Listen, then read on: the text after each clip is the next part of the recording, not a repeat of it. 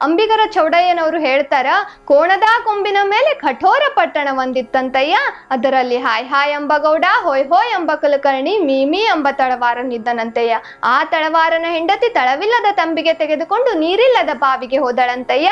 ಆ ಬಾವಿಯ ದಡದಲ್ಲಿ ಬೇರಿಲ್ಲದ ಮರವೊಂದರಲ್ಲಿ ತುದಿ ಇಲ್ಲದ ಹಣ್ಣೊಂದನ್ನು ರೆಕ್ಕೆ ಇಲ್ಲದ ಪಕ್ಷಿಯೊಂದು ತಿನ್ನುತ್ತಿರುವುದು ಕಣ್ಣಿಲ್ಲದವ ನೋಡಿ ಕಿವಿಯಿಲ್ಲದವನಿಗೆ ಹೇಳಿದನಂತಯ್ಯ. ಆ ಕಿವಿಯಿಲ್ಲದವ ತುದಿ ಇಲ್ಲದ ಬಾಣ ಬಿಟ್ಟನಂತಯ್ಯ. ಆ ಪಕ್ಷಿ ಸತ್ತಿತೋ ಬಿಟ್ಟಿತೋ ಅಂಬಿಗರ ಚೌಡಯ್ಯ ಅಂತ ಹೇಳಿ. ಇನ್ನೂ ಆದ್ರೂ ಅದಕ್ಕೆ ಸಂಪೂರ್ಣವಾದ ಅರ್ಥನ ಯಾರೂ ಹೇಳಿಲ್ಲ ಅಂತ ನಾನು ಕೆಲವೊಂದಿಷ್ಟು ಪುಸ್ತಕಗಳೊಳಗೆ ಓದಿನಿ. ಅಂತ ಮೇಧಾವಿ ಶರಣರು ಇರ್ಬೇಕಾದಂತ, ಅವರು ಅಷ್ಟು ಜಾಣ ಶರಣರು ಹಾಕಿಕೊಟ್ಟಿರ್ತಕ್ಕಂಥ ಆಚರಣೆಗಳು, ಅವರು ಹೇಳಿರ್ತಕ್ಕಂಥ ಅನುಸರಣೆಗಳು, ಅವರು ಹೇಳಿರ್ತಕ್ಕಂಥ ಹಿತ ನುಡಿಗಳು, ಅವ್ರು ಹೇಳಿರ್ತಕ್ಕಂಥ ಜೀವನ ಶೈಲಿಯನ್ನ ಅಳವಡಿಸಿಕೊಳ್ಳದ ನಾವು ಅದು ಯಾವುದೋ ವಿಷಯಕ್ಕೆ ಮಾರು ಹೋಗ್ಲಿಕ್ಕತ್ತೀವಿ. ತಾಯಂದ್ರು ಇವತ್ತ ಹಣ ವ್ಯರ್ಥ ಮಾಡ್ತಾರ, ತಮ್ಮ ಸಮಯ ವ್ಯರ್ಥ ಮಾಡ್ತಾರ, ತಮ್ಮ ಮಕ್ಕಳ ಜೊತೆ ಕುಂತು ಮಾತು ಹೇಳಂಗಿಲ್ಲ. ಅವರು ಅದ್ಯಾವುದ್ಯಾವುದೋ ಪೂಜೆ, ಅರ್ಥಹೀನ ಪೂಜೆಗಳೊಳಗೆ ತೊಡ್ಕೊಳಿಕತ್ತಾರ. ಅವರಲ್ಲಿ ಭಕ್ತಿನೂ ಇಲ್ಲ, ಅವರು ಶರಣರೂ ಅಲ್ಲ. ಆದ್ರೂ ಕೂಡ ಹಣ ವೆಚ್ಚ, ದುಂದು ವೆಚ್ಚ, ಮತ್ತ ಎಷ್ಟೋ ಜನರಿಗೆ, ನಮ್ಮ ಭಾರತದೊಳಗೆ ಎಷ್ಟೋ ಜನರಿಗೆ ಒಂದು ಹೊತ್ತು ಉಣ್ಲಿಕ್ಕೆ ಒಂದು ಒಳ್ಳೆ ಊಟ ಸಿಗಂಗಿಲ್ಲ.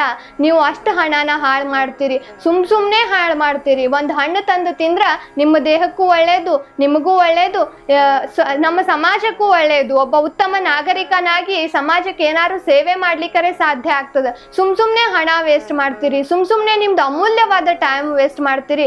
ಅದು ಮತ್ತೆ ಎಷ್ಟು ಚಿಂತೆ ಮಾಡ್ತೀರಿ ಅದ್ರ ಆ ಒಂದು ನಿಮ್ಮ ಭಕ್ತಿಯ ಪೂಜೆ ಅಂತ ಹೇಳಿಕ. ಅದು ಭಕ್ತಿನೂ ಹುಟ್ಟಂಗಿಲ್ಲ, ನಿಮ್ಮ ಶರಣ ತತ್ವನೂ ಹುಟ್ಟಂಗಿಲ್ಲ.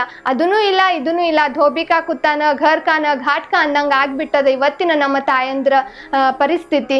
ನಿಮ್ಮ ತಾಯಂದಿರ ಪರಿಸ್ಥಿತಿ ಹಂಗಾಗ್ಯದ ಅನ್ನೋದಕ್ಕಿಂತ ಮುಂದೆ ನಮ್ಮ ಮಕ್ಕಳ ಭವಿಷ್ಯನು ಅದೇ ನಿಟ್ಟಿನೊಳಗೆ ರೂಪುಗೊಳ್ತು ಅಂತಂದ್ರ ಭಾರತದ ಸ್ಥಿತಿ ಬಹಳ ಭಯಾನಕ ಅದ. ಅದನ್ನ ನೀವು ವಿಚಾರ ಮಾಡ್ರಿ ಒಂದು ಕ್ಷಣ. ದಯಮಾಡಿ ಮೂಢ ತತ್ವಗಳನ್ನ ಇಲ್ಲಿಗೆ ಬಿಟ್ಟು ಬಿಡ್ರಿ. ನಿಮ್ಮೊಳಗ ಮೂಲ ತತ್ವ ಅನ್ನೋದು ರೂಢಿಸ್ಕೊಳ್ರಿ. ಯಾಕ ಅನ್ನೋ ಪ್ರಶ್ನೆನ ಮಾಡ್ಕೊಳ್ರಿ. ಅಂದಾಗ ನಿಮಗೆ ಗೊತ್ತಾಗ್ತದ ನಾವು ನಮ್ಮ ಮಕ್ಕಳಿಗೆ ಎಂಥ ಸಂಸ್ಕಾರ ನೀಡಬೇಕು, ಯಾವ ಆಚರಣೆಯನ್ನ ಮಾಡಬೇಕು. ನಮ್ಮದು ಬಸವ ಧರ್ಮ. ಯಾರನ್ನೂ ನಾವು ಜಾತಿ ಮತ ಅನ್ನುವ ಭೇದ ಭಾವ ಇಲ್ಲ. ನಾವೆಲ್ಲರೂ ಒಂದು ಅಂತಕ್ಕಂಥ ಮನೋಭಾವ ನಮ್ಮಲ್ಲಿ, ಮಾನವೀಯತೆ ಅದ. ನಾವು ಎಲ್ಲರನ್ನೂ ಸಮಾನರಾಗಿ ಕಾಣಬೇಕು, ನಾವು ಬದುಕಬೇಕು, ನಮ್ಮೊಂದಿಗೆ ಇದ್ದವರನ್ನು ಬದುಕಿಸ್ಲಿಕ್ಕೆ ಅವಕಾಶ ಮಾಡಿಕೊಡ್ಬೇಕು. ನಾವು ಬಸವ ಧರ್ಮಿಗಳು ಅಂತ ಹೇಳ್ಕೊಳಿಕ್ಕೆ ಹೆಮ್ಮೆ ಅನ್ನಿಸ್ಬೇಕು. ಯಾಕ ಅಂತಂದ್ರ ಬಸವಣ್ಣನವರು ಹಾಕಿಕೊಟ್ಟಿರ್ತಕ್ಕಂಥ ಧರ್ಮದೊಳಗ ಲೋಭ ಇಲ್ಲ, ಮೋಹ ಇಲ್ಲ, ಮದ ಇಲ್ಲ, ಮತ್ಸರ ಇಲ್ಲ, ಯಾವುದೇ ಕೆಟ್ಟ ಚಟಗಳು ಯಾವೂ ಇಲ್ಲ. ನಮಗೂ ಒಳ್ಳೇದಾಗ್ತದ, ನಮ್ಮ ಸುತ್ತಮುತ್ತಲಿನ ಸಮಾಜಕ್ಕೂ ಒಳ್ಳೇದಾಗ್ತದ, ನಮ್ಮ ನಾಡಿಗೂ ಒಳ್ಳೇದಾಗ್ತದ. ಬಸವ ಧರ್ಮದ ಅನುಸರಣೆಯನ್ನ ನಾವೆಲ್ಲ ಮಾಡಿದ್ರ ನಮ್ಮಲ್ಲಿ ಜಾತಿ ಮತ ಅಂತಕ್ಕಂಥದ್ದಿಲ್ಲ, ಮೇಲು ಕೀಳು ಅಂತಕ್ಕಂಥ ಭಾವನೆ ಇಲ್ಲ. ಅದನ್ನೆಲ್ಲ ರೂಪಿಸ್ಕೊಳ್ಬೇಕು, ಮಕ್ಕಳಿಗೆ ಅದನ್ನೆಲ್ಲ ಕೊಡ್ಬೇಕು ಅಂತಂದ್ರ ಬಸವ ಧರ್ಮ ಬೇಕೇ ಬೇಕು. ಕಂಪ್ಯೂಟರ್ ಯುಗದೊಳಗೆ ಅದಿರಿ ತಾಯಂದ್ರ, ನೀವು ನಿಮ್ಮ ಮಕ್ಕಳಿಗೆ ಮೌಢ್ಯನ ಕಲಿಸ್ಬೇಡ್ರಿ. ದಯಮಾಡಿ ಮೂಲ ತತ್ವಗಳನ್ನ ಹೇಳಿಕೊಡ್ರಿ. ನಿಮ್ಮ ತಾಯಂದರಿಗೆ ಬಹಳ ಹಾಳು ಮಾಡುವು ಏನು ಅಂತಂದ್ರ, ಇವತ್ತಿನ ದಿನ ಪ್ರತಿದಿನ ಮುಂಜಾನೆ ಎದ್ದು ಎಲ್ಲಾ ಟಿವಿ ಚಾನೆಲ್ಗಳೊಳಗೂ ಬರ್ತಿರ್ತಕ್ಕಂಥ ಅವರು ಇವರು ಸ್ವಾಮಿಗಳು, ಅದು ಇದು ಪೂಜಾ ನಿಷ್ಠೆಗಳು, ಅದು ಇದು ಅರ್ಥ ವ್ಯರ್ಥ ಅನರ್ಥ ಎಲ್ಲ ನಿಮ್ಮ ತಲೆಯೊಳಗೆ ತುಂಬಿ ಬಿಡ್ತಿರ್ಬೇಕಾದ್ರ ಒಂದು ಸಣ್ಣ ಮಗು ಹೇಳಿದ್ದು ನಿಮ್ಮ ತಲೆಯೊಳಗೆ ಹೋಗೋದು ಬಹಳ ಕಷ್ಟ ಅದ ಅಂತ ನನಗೆ ಗೊತ್ತು. ಅವ್ರು ಹೇಳಿದ್ದನ್ನ ಕೇಳ್ರಿ. ಯಾಕ ಅಂತ ಪ್ರಶ್ನೆ ಮಾಡ್ಕೊಳ್ರಿ. ಅದು ಸಾಧ್ಯನಾ ಅಂತ ಒಂದು ಸಲ ಯೋಚನೆ ಮಾಡ್ಬಿಡ್ರಿ. ನಮ್ಮ ಹಣೆ ಬರ ಅವ್ರು ಹೇಳಂಗಿತ್ತಂದ್ರ, ನಮ್ಮ ಭವಿಷ್ಯ ಮತ್ತಾರೋ ಹೇಳಂಗಿತ್ತಂದ್ರ, ನಾವು ಇವತ್ತು ಎಲ್ಲರಿಗೂ ಮುಂದಿನ ಭವಿಷ್ಯ ಏನು ಅನ್ನೋದು ಗೊತ್ತಿತ್ತಂದ್ರ ನಾವು ಈ ಸದ್ದ ವರ್ತಮಾನನ ನಾವು ಆಚರಿಸ್ಲಿಕ್ಕೆ ಸಾಧ್ಯನೇ ಇರ್ತಿದ್ದಿಲ್ಲ. ಮುಂದೆ ಏನಾಗ್ತದ ಅನ್ನೋದು ಗೊತ್ತಾಗ್ಲಿಕ್ಕೆ ನಾವೇನು ಸೃಷ್ಟಿಕರ್ತರೇನು ಅಲ್ಲ. ನಾವು ಮನುಷ್ಯರು, ನಾವು ನಮಗ್ ಬಂದಿದ್ದನ್ನ ಎದುರಿಸ್ಬೇಕು. ಭವಿಷ್ಯನ ಎಲ್ಲರಿಗೂ ಗೊತ್ತಿತ್ತು ಅಂತಂದ್ರೆ ಯಾರು ಇವತ್ತಿನ ಸಮಾಜದೊಳಗೆ ಇಷ್ಟು ಹೋರಾಟದಿಂದ ಮಾಡ್ಲಿಕ್ಕೆ ಮನಸ್ಸು ಮಾಡ್ತಿದ್ದಿದ್ದಿಲ್ಲ. ನಾವೆಲ್ಲ ಬದುಕಬೇಕು. ನಮ್ಮ ಭವಿಷ್ಯ ಅನ್ನೋದು ನಾವು ರೂಪಿಸ್ಕೊಳ್ಳುವಂಥದ್ದು. ಅದನ್ನ ಯಾರು ಹೇಳಿಕ್ಕೆ ಸಾಧ್ಯ ಇಲ್ಲ. ದಯವಿಟ್ಟು ಭವಿಷ್ಯ ಅದು ಇದು ಅಂತ ಮಾರು ಹೋಗ್ಬೇಡ್ರಿ. ನಿಮ್ಮ ಹಣ ಕಳ್ಕೊಬೇಡ್ರಿ, ಸಮಯ ಕಳ್ಕೊಬೇಡ್ರಿ, ನಿಮ್ಮ ವ್ಯಕ್ತಿತ್ವ ಕಳ್ಕೊಳ್ಬೇಡ್ರಿ. ಒಂದ್ ಸ್ವಲ್ಪ ವಿಚಾರ ಮಾಡ್ರಿ, ಮೂಲ ತತ್ವಗಳನ್ನ ಹಿಡೀರಿ, ಮೌಢ್ಯನ ಕಿತ್ತೆಸದ್ ಬಿಡ್ರಿ. ಮನದಾಳದಿಂದ ಕಿತ್ತೆಸದ್ ಬಿಟ್ರಿ ಅಂತಂದ್ರ ನೀವು ತಾಯಂದ್ರ ಕೇವಲ ನಿಮ್ಮ ಸಂಸಾರ ಒಂದೇ ರೂಪಿತ ಮಾಡಂಗಿಲ್ಲ, ಸುಂದರ ಸಮಾಜದ ನಿರ್ಮಾತೃಗಳಾಗ್ತಿರಿ ತಾಯಂದಿರು ಅಂತ ಅನ್ನೋದ್ರೊಳಗ ಸಂದೇಹನೇ ಇಲ್ಲ. ನೀವು ಅದು ಇದು ಎಲ್ಲ ಹೋಯ್ತು, ಕಷ್ಟಗಳು ಯಾರಿಗೆ ಬರಂಗಿಲ್ಲ, ಎಲ್ಲರಿಗೂ ಕಷ್ಟಗಳು ಬರ್ತಾವ. ಕಷ್ಟಗಳನ್ನ ಎದುರಿಸ್ಬೇಕು. ಕಷ್ಟಗಳಿಗೆ ಕಷ್ಟ ಕೊಟ್ಟು ನಿಂತಾಗನೇ ಅದು ಜೀವನ ಅಂತ ಕರೆಸ್ಕೊಳ್ತದ. ಕಷ್ಟಗಳಿಗೆ ಕಷ್ಟ ಕೊಟ್ಟು ನಾವು ಜೀವನನ ಸಾಗಿಸಿದ್ರೆ ನಮ್ಮ ಜೀವನ ಎಲ್ಲರೂ ನೋಡುವಂತ ಆಗ್ತದ. ನಮ್ಮ ಬದುಕಿಗೆ ಒಂದು ಬೆಲೆ ಬರ್ತದ. ನೀವು ಮೌಢ್ಯಗಳನ್ನ ಅವುಗಳನ್ನ ಬೆನ್ನ ಹತ್ತಿ ಹೋಗ್ಬಿಟ್ರ, ಮೌಢ್ಯಗಳ ಹಿಂದೆ ಹೋಗ್ಬಿಟ್ರ ನಿಮ್ಮ ಜೀವನನ ನೀವೇ ಹಾಳು ಮಾಡ್ಕೊಳ್ತೀರಿ. ನಿಮ್ಮ ಸುಂದರ ಜೀವನದ ಕನಸು ನನಸಾಗಂಗಿಲ್ಲ, ಕನಸಾಗೇ ಉಳಿತದ. ಅದಕ್ಕಾಗಿ ಬಸವ ಧರ್ಮದ ಅನುಸರಣೆಯನ್ನ ಮಾಡ್ರಿ. ಮೂಢ ತತ್ವಗಳನ್ನ ಬಿಟ್ಟು ಬಿಡ್ರಿ. ಯಾಕ ಅನ್ನೋ ಪ್ರಶ್ನೆ ಹುಟ್ಟಿಸ್ಕೊಳ್ರಿ. ಮೂಲ ತತ್ವನ ಅನುಸರಿಸ್ರಿ. ನಿಮ್ಮ ಭವಿಷ್ಯವನ್ನ ನೀವೇ ರೂಪಿಸ್ಕೊಳ್ಬೇಕು. ನಿಮ್ಮ ಮಕ್ಕಳ ಸುಂದರ ಭವಿಷ್ಯದ ನಿರ್ಮಾತೃಗಳು ನೀವಾಗಬೇಕು.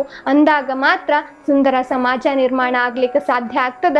ಇನ್ನು ನಮ್ಮೊಳಗೆ ಭಾಳ ಮೌಢ್ಯತೆಗಳು ಯಾವ ರೂಪದೊಳಗೆ ಅದಾವ ಅಂತಂದ್ರ, ಎಡಕಿಂದ ಹಾಯ್ದು ಬೆಕ್ ಅಡ್ಡ ಹೋಯ್ತು ಅಂತಂದ್ರ ನಾವು ಮಾಡೋ ಕೆಲಸ ಬಿಟ್ಟು ಬಿಡ್ತೀವಿ. ಅಲ್ಲಿ ನಮ್ಮ ಮುಗ್ಗಲ್ತನ ಕಾಣ್ತದ ವಿನಃ ನಮ್ಮಲ್ಲಿ ಯಾವುದೇ ವಿಚಾರಧಾರೆಗಳು ಇಲ್ಲ ಅನ್ನೋದು ಕಾಣ್ತದ ವಿನಃ ನಮ್ಮೊಳಗೆ ಏನೋ ಒಂದು ವಿಷಯ ಅದ ಅನ್ನೋದು ಗೊತ್ತಾಗಂಗಿಲ್ಲ.